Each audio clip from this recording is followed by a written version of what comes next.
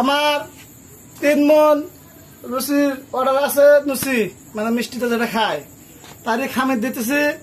দেখুন 1 পাল্লা ময়দা হয়তো 15 কেজি 16 কেজি হতে পারে, পানি পরিমাণ মতো, তেলে দেখুন 1 কেজি, আর মিটারে দেখুন, হ্যাঁ মিটারে দেখুন তেলটা এভাবে দিবেন।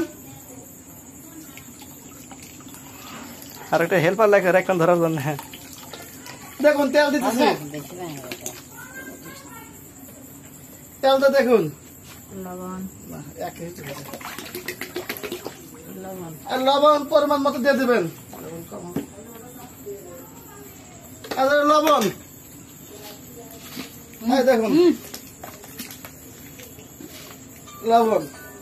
এখন সুন্দর করে তেল লবণ মিক্সার করে লবণ দলা যে ভাঙিনি দেখুন, ভাঙ্গা ময়দা দিয়ে তেল দিয়ে মিক্সার করে খামির দিবেন।